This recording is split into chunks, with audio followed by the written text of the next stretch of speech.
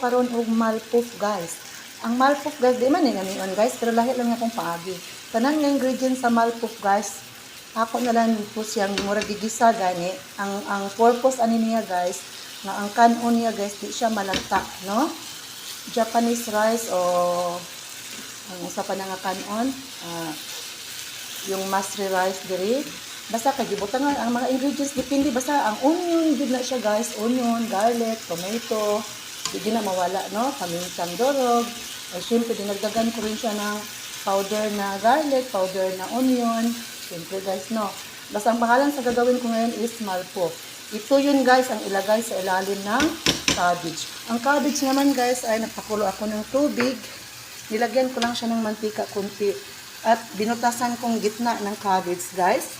Alam mo ba na butasan yung gas? Tapos, yun, i-ano mo dyan sa kulo na tubig. Alam nyo guys, bakit pinakuluan ko yung tubig, nilagay ko dyan? Para hindi siya masira pagtanggal mo isa-isa ang dahon ng cabbage. At ito naman yung ginawa ko dito guys, ng mga, ito guys, hindi na ito dapat lutuin guys.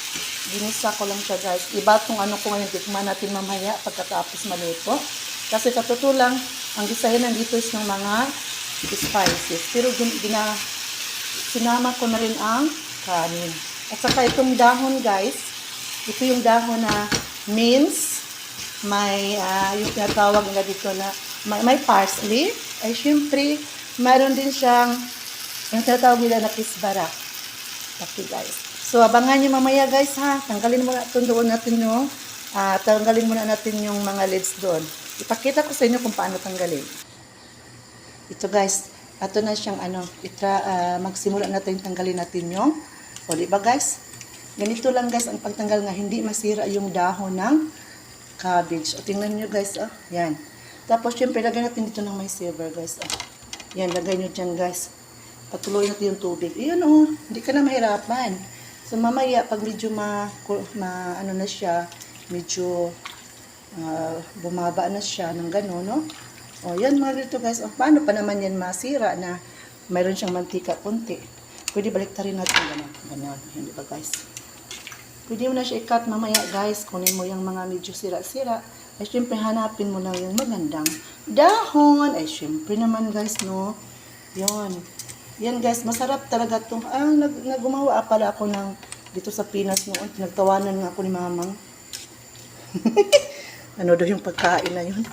Ito yung tinatawag talaga na malpuff guys. Ang sarap-sarap ito guys. Ano natin guys, lagyan pa natin yung tubig sa gitna. Pwede pa natin na yun siya, bangagan pa natin na siya guys. Sige.